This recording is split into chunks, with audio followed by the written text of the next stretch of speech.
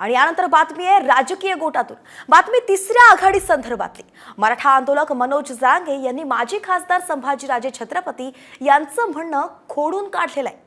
संभाजीराजेंशी झालेल्या बैठकीत तिसऱ्या आघाडीचा प्रस्ताव देण्यात आला नाही असं जरांगे पाटील म्हणालेत।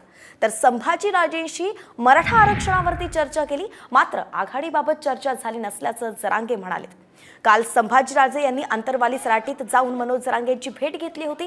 यावेळी बोलताना त्यांनी मराठा आंदोलक मनोज जरांगे यांना तिसऱ्या आघाडीत आणण्यासाठी प्रयत्न सुरू असल्याचं संभाजीराजे म्हणाले होते। मात्र हेच म्हणणं जरांगेंनी खोडून काढलंय।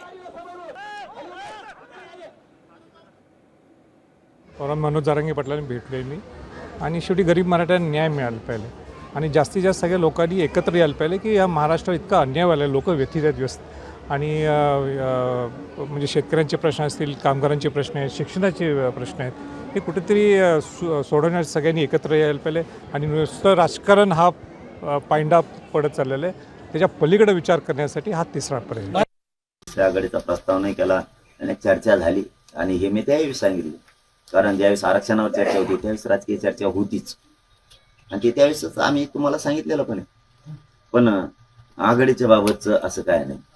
आणि ते पाणी करतायत चांगले, शेतकरी अडचणी, प्रचंड लय हालाकीत जीवन जगतो माझा गोरगरीब। आणि हा बघ असे प्रश्न मांडले का तर बघ ते सरकारी लोक म्हणतात हे अहंकारी।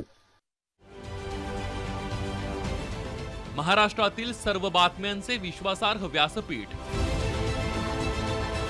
सकाळच्या सर्व सोशल मीडिया प्लॅटफॉर्मला लाईक, फॉलो आणि सबस्क्राईब करा। तसंच सर्व नोटिफिकेशनसाठी बेल आयकॉन प्रेस करायला विसरू नका।